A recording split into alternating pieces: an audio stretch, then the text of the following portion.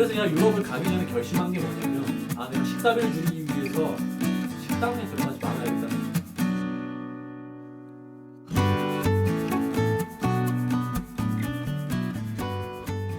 안녕하세요. 여행작가 김성현입니다. 두 번째 영상으로 돌아왔습니다. 유튜브 점점 적응해가고 있고요. 이게 되게 떨리긴 하는데 찍고 나니까 재밌더라고요. 오늘은 제가 다녔던 여행 중에서 처음 여행 이야기를 좀 들려드리려고 해요. 사람들이 제일 많이 관심을 갖는 여행이기도 한데요. 8개월 동안 35개국 유라시아 나라들을 쭉 한 바퀴 돌고 왔다고 했더니 사람들이 일단은 여행 스케일? 그 여행의 규모에 조금 놀랬고, 그 다음으로 놀란 게 여행에 든 비용 때문에 사람들이 많이 놀랬거든요. 제가 지난 시간에 짧게 말씀드렸는데 얼마 들었는지 혹시 아시나요? 8개월 동안 35개국 400만 원으로 여행을 했습니다. 네, 35개 나라 400만 원. 다닐만 한가요? 일단은 이 이야기에서 좀 참고하셔야 될 것은 옛날 이야기라는 거예요. 옛날 옛적에 2006년 이야기인데요. 2006년에는 여행자가 지금처럼 많지 않았고요. 그리고 당시에 저처럼 좀 길게 다니는 장거리 여행자, 세계 여행자들은 훨씬 더 적었습니다. 그런 상황 속에서 제가 여행을 좀 길게 다녀온 거죠. 그래서 당시에 갔다 와서는 MBC 라디오 여행 스케치 게스트로 출연했었고요. 그리고 대학내일에 투고한 게 이제 월간 베스트 그래까지 올라서 한 100만 원 상당의 유레일 패스도 당시에 받았었고, 아무튼 좋은 기억들이 많은데, 그때는 지금보다 이런 스토리가 많이 적을 때였죠. 또 한 가지 기억해야 될 게 뭔가 하면, 당시에는 스마트폰 없었습니다. 한국 핸드폰들은 유심을 갈아 끼울 수가 없었어요. 그래서 유럽에서 온 친구들이 유심을 갈아 끼우는데 정말 신기하더라고요. 근데 한국 핸드폰은 아예 기계에 유심을 갈아 끼우는 그 슬롯 자체가 없었거든요. 그래가지고 저는 핸드폰도 없이 다녔죠. 그 당시 인터넷은 인터넷 카페에 가야만 할 수 있는데, 한글 폰트 찾아서 깔다 보면 그냥 PC방에서 시간 다 보내게 되거든요. 제가 실제로 파키스탄에서는 인터넷 카페 들어갔다가 4시간 동안 한글 폰트만 깔다가 결국은 설치 실패하고 나왔어요. 인터넷 너무 느리고 도저히 그 상황에서 뭔가를 검색을 할 수가 없어가지고. 아무튼 지금이랑은 좀 많이 다른 상황인데, 그래도 당시에 400만 원으로 여행했다는 것은 꽤나 놀라운 일이었죠. 2006년이면 이제 제가 대학 다니다가 휴학했을 때인데, 그 당시에 학비가 저희 학교 기준으로 한 등록금이 한 학기에 300만 원 정도 됐던 것 같습니다. 300만 원. 그리고 기숙사비가 한 100만 원 정도 3달 동안 들어가죠. 그리고 뭐 이제 여러 가지 부대 재료비, 뭐 그다음에 용돈, 뭐 하여튼 책값, 교재비. 대학을 나온 지 오래되니까 용어들이 딱딱 안 떠올라요. 그런 것들을 쭉쭉쭉 하면 500만 원, 600만 원에 육박했습니다. 3달 동안 한국에 살 동안. 그런 시기였어요. 그러니까 한 학기에 3달에 600만 원을 쓸 수 있는 쓰는 상황이었는데, 제가 외국에 나가서 8개월을 여행하고 돌아온 거죠. 단 400만 원을 가지고. 더 놀라운 건 뭔지 아세요? 당시에 돌아왔을 때 제 통장의 잔고를 살펴보니 150만 원이 남아있더라는 겁니다. 250만 원밖에 안 쓴 건 아니고요. 그 당시에 제가 여행할 때 한국에서 한 200만 원 정도의 추가 후원이 들어왔어요. 예기치 않은 후원이었기 때문에 제가 너무너무 감동받고 너무 감사했었고요. 그 외에도 여행 다니면서 제가 돈을 많이 안 쓸 수 있었던 이유는 사실은 주변 분들의 도움이 정말 컸습니다. 저도 물론 최선을 다해서 돈을 안 썼지만, 그렇지만 주변에서 도와준 것들이 정말 정말 컸어요.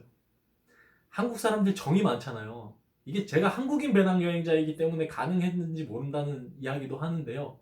왜냐면 한국인들이 정이 많기 때문에, 제가 여행을 다니다 한국 분들 만나서 저 이런 여행 하고 있어요 하면 귀국 하루 이틀 남은 분들은 당장 배낭이나 캐리어를 갖고 와서 있는 거 다 꺼내 주십니다. 김치, 뭐 무슨 통조림, 고추장, 고추장 최고죠. 그리고 심지어는 남은 현지의 화폐들을 저한테 주신 분도 있었어요. 자기는 내일 공항 갈 때 차비만 필요하니까 요만큼만 있으면 된다고 하고, 남은 돈을 몇만 원 상당의 돈을 저한테 다 후원해 주신 거죠. 얼마나 감사했는지 모릅니다. 한국인들한테만 도움을 많이 받은 건 아니고요. 외국인들도 특별히 저한테 많은 친절을 베풀어 주었는데, 그래서 제가 제 책 이야기 속에서 사람들을 천사로 묘사한 적이 많아요. 국어사전에 보면 천사라는 단어가 신의 일을 하는 대리자라 그랬거든요. 꼭 뭐 날개가 달리지 않아도 정말 신의 그 축복을 저한테 줄 수 있는 사람이라면 누구든지 천사일 수 있는 거잖아요. 그러니까 저는 그 모두가 다 천사처럼 보이더라고요. 아무튼 그렇게 많은 도움을 받고 정말 많은 축복을 받으면서 다녔어요. 여행이 좋은 이유 중에 하나는 계속해서 삶에 축복이 내려줍니다. 내 부족함을 채워주는 사람, 기적, 뭐 하여튼 놀라운 사건들, 그런 하루하루가 영화 속 주인공 같지 않나요? 배낭여행 다녀보신 분들은 공감하실 거라고 생각을 해요. 그 인생에 너무너무 좋은 일들이 많이 일어나잖아요. 조금 더 디테일한 이야기들을 들려드려 볼게요. 사실 여행도 사는 것과 크게 다르지 않죠. 가장 돈이 많이 들어가는 것은 맞아요. 비행기표, 교통비. 근데 요거 하나 외에는 한국에서 사는 것처럼 돈 많이 들어가는 거 딱 세 가지입니다. 뭐죠? 의, 식, 주. 뭐 티켓 입장료 이런 것까지 복잡하게 생각할 수 있지만 요건 생각 안 할게요. 8개월 동안 35개국 다니려면 비행기를 몇 번이나 타야 할까요? 이게 한국 사람들의 생각에 여행하면 비행기 값이 가장 먼저 연결된다는 게 참 슬픈 겁니다. 사실은 여행 다닌다고 비행기 값이 많이 들지 않거든요. 제가 35개국 다니면서 대부분 배로, 기차로, 버스로 국경을 넘었지 비행기 탄 적이 거의 없습니다. 한국에서 중국 나갈 때 인천항에서 배 타고 나갔어요. 중국에서 홍콩 갈 때 기차 타고 갔습니다.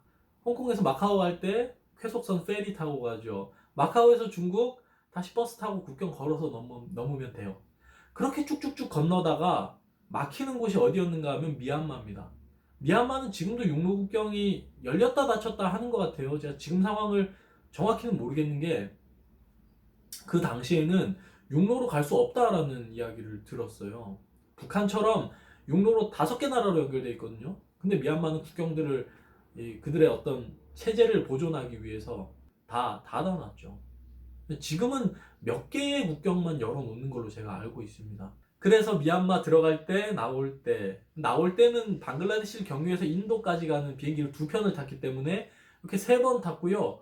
그 다음에 쭉쭉쭉쭉 인도, 파키스탄, 이란, 터키, 시리아, 요르단, 이스라엘, 이집트까지 쭉 육로로 다 가요. 그 다음에 이집트에서 독일 갈 때 비행기를 한번 탔고요. 지금 4번 탔습니다. 그리고 독일에서 서유럽 쭉 아시죠? 서유럽이야 뭐 유레일이나 유럽 스타 타면 되니까. 동유럽에서 발트 3국을 거쳐 러시아 들어갈 때까지 죄다 기차와 버스로 다 연결됩니다. 비행기 한 번도 안 타요. 그리고 러시아에서 시베리아 횡단 열차로 이르쿠츠크까지. 사실은 블라디보스톡까지 오면 블라디보스톡에서 속초로 들어오는 배가 있습니다. 안 타도 되거든요, 비행기를. 근데 저는 바이칼 호수를 보기 위해서 이르쿠츠크에 좀 내렸고, 당시 이르쿠츠크에서 몽골, 중국 거쳐서 배 타고 한국 들어오려고 그랬는데 제가 몽골 비자를 끝끝내 못 받았어요. 초청장이 없어가지고. 한국 여행사들은 초청장도 아마 대리로 만들어서 해결해 줄 텐데 러시아에선 그런 게 안 되더라고요. 그래서 결국은 더 이상 갈 데가 없어서 이르쿠츠크에서 비행기를 타고 한국 올 때까지 하나, 둘, 셋, 넷, 다섯, 딱 5번 탔네요. 그러니까 사실은 여행 다닐 때 교통비가 생각보다 많이 안 듭니다. 비행기 표에 그렇게 많은 돈 투자하지 않아도 괜찮아요. 이것만으로도 신세계죠. 이것만으로도 저한테는 이게 엄청나게 충격적인 일이었어요. 그리고 일본을 우리가 섬나라라고 놀릴 수 있을까? 이런 생각까지 하게 됐습니다. 왜냐면 일본은 대륙에서 떨어져 있는, 아시아 대륙에서 떨어져 있는 섬에 있는 나라, 지리적으로 섬나라이지만 한국은 아시아 대륙에 붙어 있음에도 불구하고 정치적으로 북한과 단절되어 있기 때문에 어느 곳도 버스나 자동차나 기차로 들어갈 수가 없잖아요. 그러니까 정치적인 섬나라가 되어버린 거죠. 전 그게 너무 안타깝다는 생각이 들었고, 북한과의 통일 혹은 통일에 앞서서 북한의 어떤 국경이 열려서 우리가 그것을 지나할 수만 있다고 하더라도 우리의 여행의 가능성은 훨씬 많이 열리게 됩니다. 아무튼 제가 단돈 450만 원으로 8개월 동안 35개국을 여행한 비결은 교통비 부분이 상당히 해결된 게 가장 컸던 것 같고요. 그 다음에 우리 의식주로 한번 들어가 볼까요? 먼저 심플합니다. 제가 어떻게 했을까요? 옷은 안 사면 됩니다. 한국보다 오히려 더 심플할 수도 있어요. 왜냐면 저도 한국에서는 주변 사람들 보는 눈이 있기 때문에 깨끗한 옷을 자꾸 추구하게 되잖아요. 근데 여행을 다니면 물론 여행자의 스타일이 있겠지만 자유로워질 수 있거든요. 아무튼 의는 한국보다 돈 적게 듭니다. 좋은 일이죠. 두 번째로 식으로 넘어가 볼게요. 먹는 건 중요하잖아요. 안 먹을 수 없죠.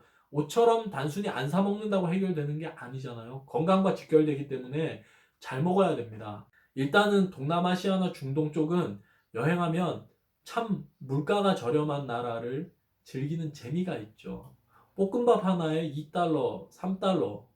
제가 미얀마 길거리에서 파는 아주머니가 이렇게 비벼주는 비빔밥과 볶음밥 중간쯤 되는 거 있어요. 길거리 음식. 그게 당시에 250원이었습니다. 제가 그 금액이 너무 충격적이어서 잊어지지가 않아요.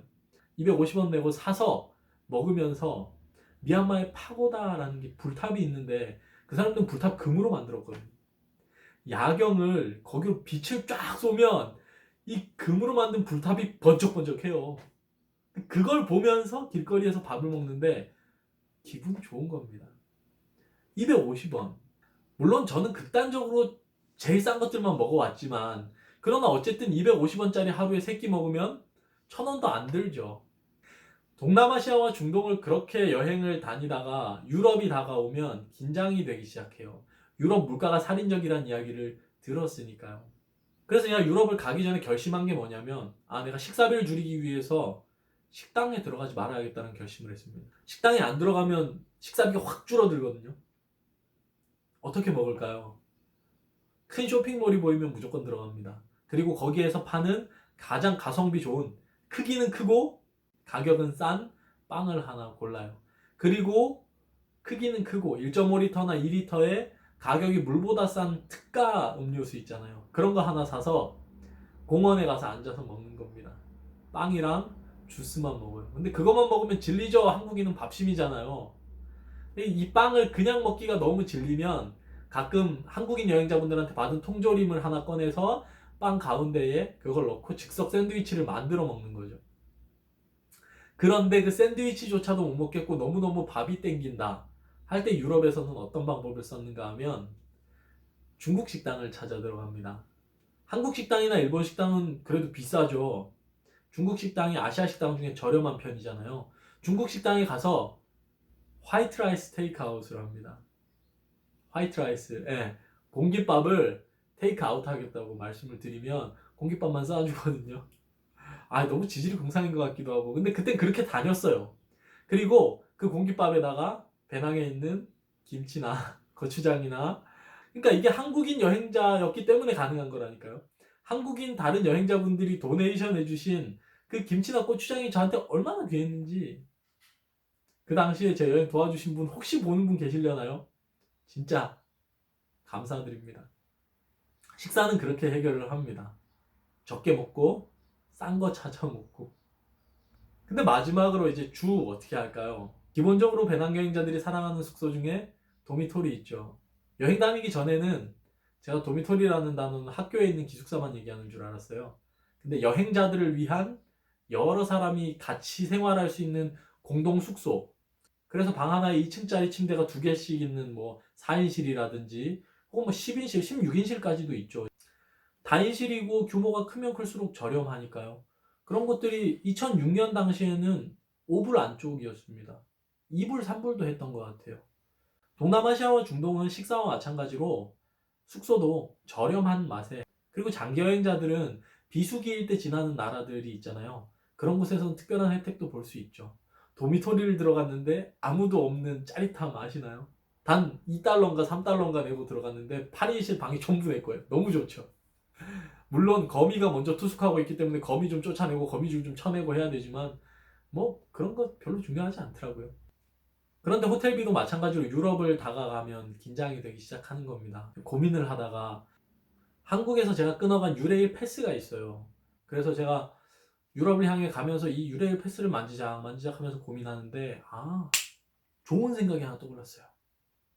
유레일 패스가 쉽게 얘기하면 자유이용권이잖아요. 3주짜리 끊어갔거든요. 3주 동안 기차를 10번 타도 이 티켓은 그대로 소멸되는 거고 100번 타도 3주가 지나면 소멸되니까 많이 탈수록 이득이잖아요. 그러니까 잠을 어디서 자면 될까요? 기차에서 자면 되죠. 물론 야간 열차의 경우는 자리가 없으면 안 되니까 낮에 미리 예매를 해놓습니다. 자리를 예약하기 위해서 유레일 패스가 있어도 한 2, 3불 정도 추가 비용이 들긴 했죠. 그래도 어쨌든 2, 3불에 1박 할 수 있으면 그건 뭐 공짜죠. 유럽에서 2, 3불에 1박, 2, 3유로, 2, 3유로에 1박이면 이건 뭐 대박이죠. 그래서 저는 여행을 어떻게 했냐면요. 보통 유럽 여행을 가시면 뭐 파리 3박 4일 볼까요? 3박 4일 보고 그 다음에 로마로 이동해서 또 한 2박 3일이나 3박 4일 보겠죠. 그러면 파리 가서 3일 호텔 잡고 지내면서 파리를 다 본 다음에 로마로 가잖아요. 그리고 로마에서 호텔 잡고 또 한 3박 하고. 근데 저는 파리를 하루 보고 그날 밤에 유레일 타고 로마로 가는 겁니다. 자면서. 다음날 아침이 되면 난 로마에 와 있죠. 로마를 여행하고 그날 밤에 어떻게 하겠어요? 로마를 여행하고 그날 밤에는 기차를 타고 다시 파리로 가죠. 자면서. 이런 식으로 왔다 갔다. 때로는 로마에서 마드리드도 갔다가 뭐 프랑크푸르트도 갔다가 제가 지금 어느 구간이 야간 코스인지는 다 까먹었어요. 그냥 이해해 주세요. 그렇게 여행을 하는 겁니다. 물론 유럽에서는 제가 식사비와 숙박비를 줄이기 위해서 이런 극단적인 방법을 선택했기 때문에 죽을 뻔했습니다. 죽을 뻔한 이야기는 다음에 들려드릴게요. 어쨌든 여행 중에 교통비와 의식주를 저처럼 많이 세이브를 하는 스타일을 취하신다면 여행은 생각보다 돈이 많이 안 들 수도 있습니다. 그래서 저는 강의 다닐 때도 종종 그런 이야기를 해요. 여행은 돈의 문제가 아니라 의지의 문제죠. 우리가 반드시 해내겠다, 내가 기필코 떠나겠다 하면 요즘 자기계발서들 그런 얘기 많이 하잖아요. 당신이 분명한 뜻을 갖고 있으면 당신의 의지가 확고하면 분명히 당신의 삶이 당신을 도울 것이다. 온 우주의 기운이 당신을 돕는다. 이런 표현까지 쓰는 책들이 있더라고요. 저는 상당히 동의합니다. 맞아요. 우리가 우리의 삶에 분명한 의지를 가지고 내가 해 나가겠다고 한다면 여행은 물론이고 그 이외에 나의 삶의 모든 계획하는 것들 잘 됩니다. 사람 마음이 정말 중요하더라고요. 우린 다 할 수 있습니다. 그냥 하면 다 됩니다. 어떻게든 돼요. 제가 특별한 노하우나 재능을 갖고 있었기 때문에 8개월, 35개국 혹은 더 나아가서 오늘까지 500여일 동안 50개 나라를 여행한 거 아니고요. 누구나 할 수 있습니다. 물가도 달라졌고 여러모로 환경이 바뀌긴 했겠지만 그러나 제가 얘기하고 싶은 것의 핵심이 뭔지는 아시겠죠? 돈이 아니라 마음이 문제라는 거예요. 여러분의 마음에 좋은 결심이 있으시길 바라고 그 결심에 맞는 좋은 결과들이 계속해서 이어지길 바랍니다. 좋아요 누르셨나요? 구독 눌러주셨죠? 계속해서 같이 만나가기로 하고요. 궁금한 것들 혹은 저한테 개인적으로 하고 싶은 얘기 있으신 분들은 댓글로 남겨주세요. 또 재밌는 이야기 준비해서 돌아오겠습니다. 고맙습니다. 여행작가 김상현이었습니다. 안녕.